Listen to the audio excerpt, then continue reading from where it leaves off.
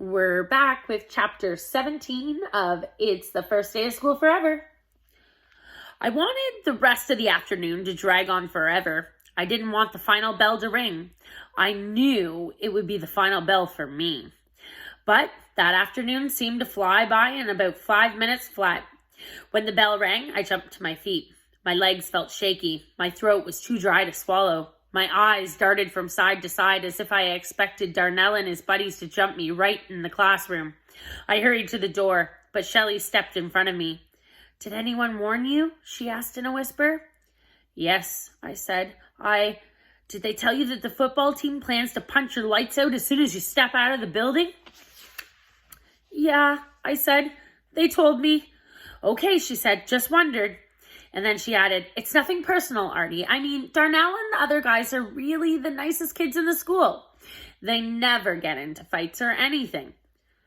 "Could I walk out with you?" I asked. My voice cracked. "Maybe if you and I are walking out together, they won't want to punch me into orange juice pulp." "I wish I could," Shelley said, "but I have tennis lesson." She gave me a little wave and hurried out the door. She's so totally nice, I told myself. She really wanted to help me. I was wasting time.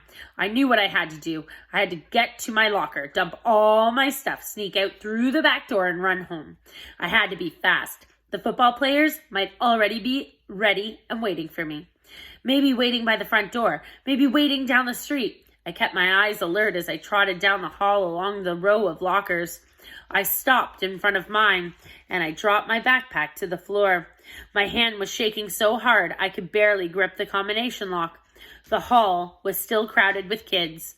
I was glancing up and down, and then glancing behind me, expecting to see the angry football players swarming in on me. I checked the back of my hand. That's where I wrote my lock combination this morning so I wouldn't forget it. 30 to the right, 12 to the left. 00 to the right. I heard footsteps, heavy running footsteps. I gasped, turned around. Nope, a bunch of kids hurried past without looking at me. I turned back to the lock. I held it with both hands to stop it from shaking. 30, 12, 00. I tugged on the lock. Nope, it didn't budge. Did I do something wrong? I checked the black Sharpie writing on my hand. 30, 12, 00. I had it right.